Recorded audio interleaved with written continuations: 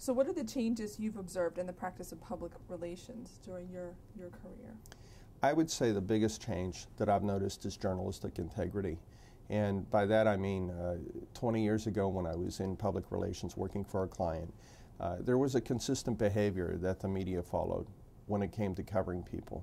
And you knew that, and you knew that no matter who the client was or who the individual was, they were going to receive the same level of scrutiny on any issue. And that was so consistent that you knew that you would be proven right on your counsel to clients. So they would have to listen to your advice whether they liked it or not because they knew it was true, and there was a certain consistency, continuity to coverage that reflected that journalistic integrity. Things like objectivity, accountability, a real effort to be objective, or if not objective, to interpret the facts before them in a very responsible way, a very non-advocacy role. And I think that's what's changed by today. Today, what we used to call journalistic integrity is not the same. It's been replaced in many places by journalistic advocacy. And I've run into that a few times, and we can see it every day when we turn on the television or we read a newspaper or even visit some websites. And what's happened is you will have major media taking sides. When I was involved in a crisis situation one time, it was a 6-week-long period of volatile media coverage. And at one point, a very major national newspaper daily came to us, and he covered the story. He was a little bit more with the other side than the company that I was representing. Now, my role as an advocate is to advocate for my client, but it took me by surprise that a reporter seemed to be playing the role of the advocate for the other side. So after one of the meetings that we had with this reporter, I asked him, off the record, why do you take sides on stories like this? And he wasn't bashful about his response. He said, we look at the way the world is, and we think of the way it should be, and that's the way we report. And I always remember that in working with him and his publication after that.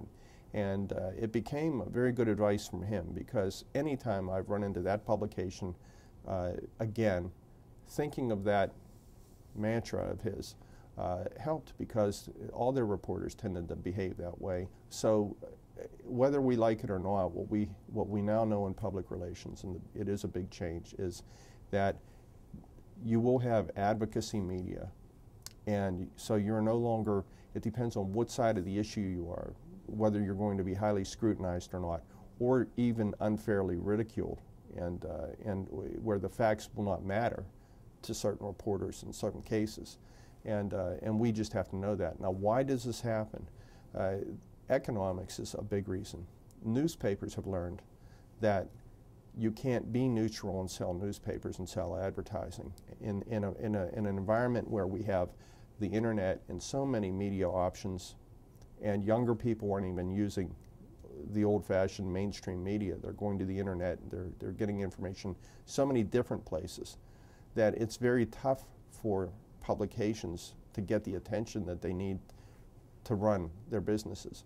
So what they've learned is, by taking a side on the issue, by creating, it's not quite sensationalism, but by taking a side, they appeal to that side of the argument, and at least that's their base, and that's their business market for their publication or their viewership. And so you have that. I've run into that in business, in public relations as well. So you will have one newspaper take one side of the issue and its competitor take the other side of the issue, and the two newspapers will compete with each other by taking two sides of an issue. So that's what's changed, where both newspapers aren't striving for neutrality. They're striving to fulfill a certain mission that isn't necessarily neutral.